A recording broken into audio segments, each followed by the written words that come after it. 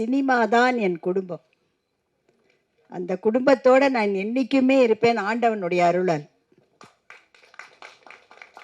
நீங்க எல்லாமும் என் குடும்பம் தான். இன்னைக்கு வேணா மீடியா எத்தனை ஒன்றா மாறி இருக்கலாம். பட் எல்லாரும் என்னுடைய குடும்பம் மாதிரி தான் நான் நினைக்கிறேன். ரங்கராஜ் சார் என்னுடைய ஃபஸ்ட்டு படமா செகண்ட் படமான்னு ஞாபகம் இல்லை. நெஞ்சமெல்லாம் நீயே, அதை நான் மறக்கவே முடியாது.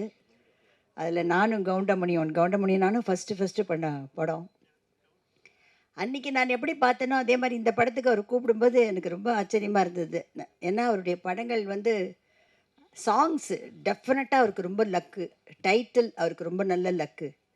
அதே மாதிரி இந்த கொஞ்சம் காதல் கொஞ்சம் மோதல், அதுவும் ரொம்ப அருமையான டைட்டிலாக அவருக்கு அமைஞ்சிருக்கு.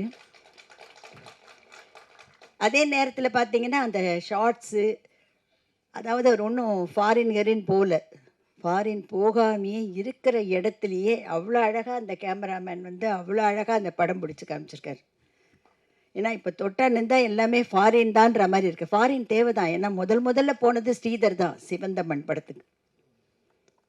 ஃபஸ்ட்டு போனது அவர் தான். ஸோ இருந்தாலும் அந்த இருக்கிற இடத்துலையும் அந்த பாட்டும் நல்லபடியாக அமைஞ்சிருக்கு. ஸ்ரீகாந்தும் பூஜிதாவும் ரொம்ப அழகாக அதில் நல்லா பண்ணியிருக்காங்க. நல்ல கண்ணுக்கு நல்ல இதுவாக இருக்குது. நிஜமாகவே இந்த மாதிரி படங்களை வந்து நிறைய என்கரேஜ் பண்ணணும். கொஞ்சம் பண்ணால் தான் அடுத்தவங்க வரவங்களுக்கு நம்பிக்கை இருக்கும். இல்லை இதுதான் ஃபார்முலான்னா அப்புறம் என்ன பண்ணுறது சொல்லுங்கள் பார்க்கலாம். நானே இப்போ வெளியில் வந்து ஏன்னா எல்லா படங்களும் வேணும் தான், நான் வேண்டான்னு சொல்லலை. நமக்கு நிச்சயமாக ஒரு மாறுதல் வேணும், நமக்கு நிறைய வித்தியாசங்கள் வேணும். ஏன்னா நிறைய அப்போ தான் பார்க்குறதுக்கு புதுசாக பார்க்கணுன்றாங்க. அதே நேரத்தில் குடும்பத்தில் இருக்கிறவங்க எல்லாருமே கொஞ்சம் இந்த மாதிரி படங்களும் வேணும்னு சொல்கிறாங்க கொஞ்சம். ஸோ அந்த மாதிரி பார்க்கும்போது கிட்டத்தட்ட இந்த கலாட்டா கல்யாணம், சுமதி அண்ட் சுந்தரி டைப்பில் ஒரு கலாட்டா உள்ள ஒரு படமாக இருக்குது. நான் இன்னும் ஃபுல்லாக பார்க்கலை.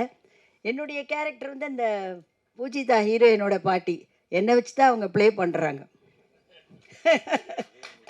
என்னை வச்சு தான் ப்ராப்ளமே. ஏன்னா என்னை வச்சு தான் சொல்லிக்கிறாங்க, நான் ரொம்ப பணக்கார வீட்டு பொண்ணு அப்படின்னு சொல்லிக்கிறாங்க. அதான் that is the play. So அது ரொம்ப நல்ல அழகாக வந்திருக்கு. இதுக்கு எல்லாருடைய சப்போர்ட்டும் வேணும், உங்களுடைய சப்போர்ட்டும் வேணும். மக்கள் ரசிகர்கள் எல்லாருமே தியேட்டருக்கு வந்து தயவுசெய்து பார்க்கணும். அது எந்த படம்னு இல்லை, எந்த படமாக இருந்தாலும் தியேட்டருக்கு கொஞ்சம் வந்தால் என்ன இல்லை. நல்லா தியேட்டரு 100வது நாள் விழா 250வது விழாலாம் நான் பார்த்துருக்கேன். நான் இப்போ தியேட்டரில் போய் ஜனங்களோடு உட்காந்து பார்க்க முடியலையேன்ற மாதிரி இருக்காது.